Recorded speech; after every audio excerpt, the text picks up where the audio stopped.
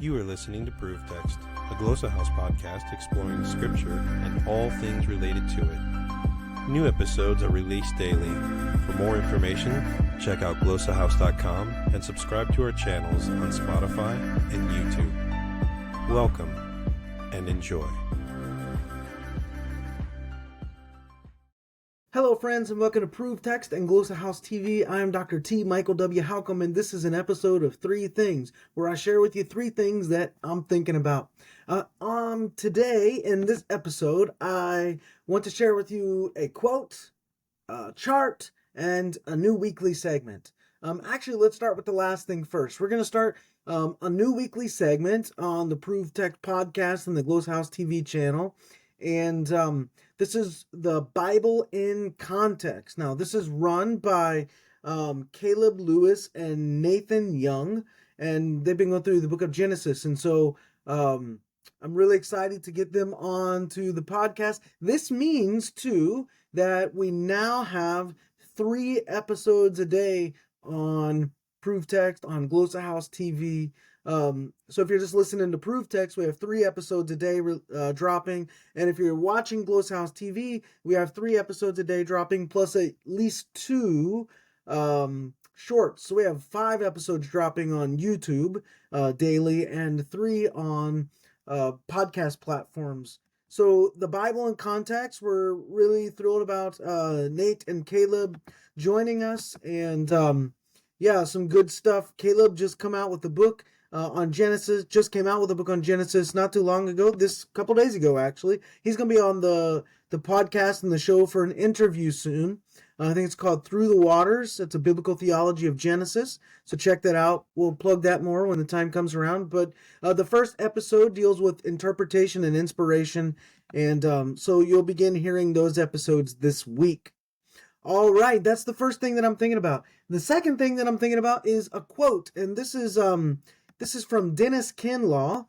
He was a great guy within the Wesleyan tradition, known very well around Asbury Seminary in that area. And this is a great quote from him. He says, Satan disguises submission to himself under the ruse of personal autonomy. He never asks us to become his servants. Think about that. Satan never asks us to become his servants. Never once did the serpent say to Eve, I want to be your master. The shift in commitment is never from Christ to evil. It's always from Christ to self. And instead of his will, self-interest now rules, and what I want reigns. And that is the essence of sin.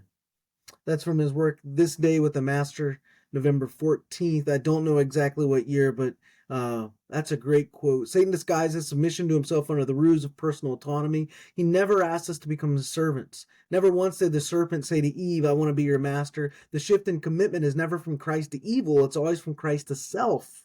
And instead of his will, self-interest now rules, and what I want reigns. And that is the essence of sin. Wanting what I want and making that reign, me reigning. That's the essence of sin rather than God reigning. So that's a quote I want to share with you, just very thought-provoking, been thinking on that a bit. And the third thing I want to share with you is a cool chart. This is from a guy named Michael Patton. But this is interesting. I've been wondering if I totally agree with this and if I could even parse it out a little bit more, but I think it's really well done. It's kind of, if you're just listening, it's like a bunch of circles. So you have like the kernel and then the next circle and the next rings, really like the rings of a tree.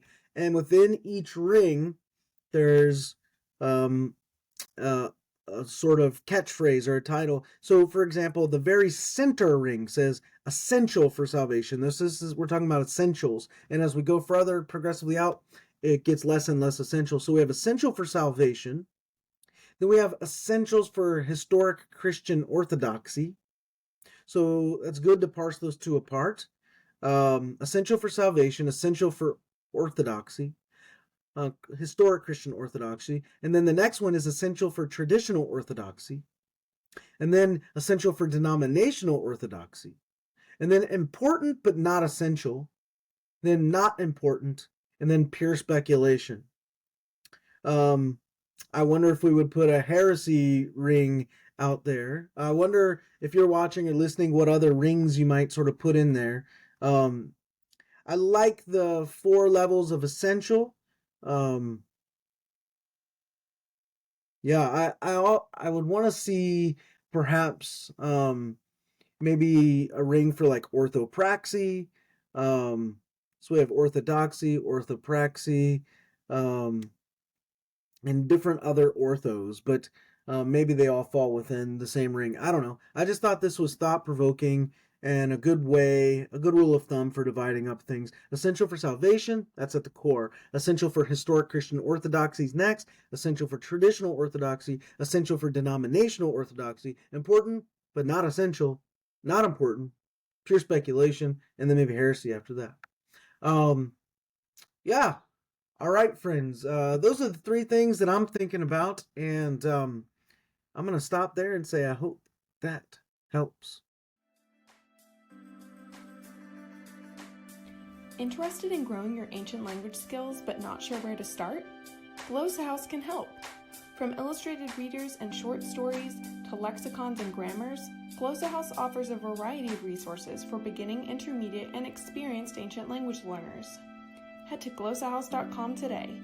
Glossa House, language resources for the global community.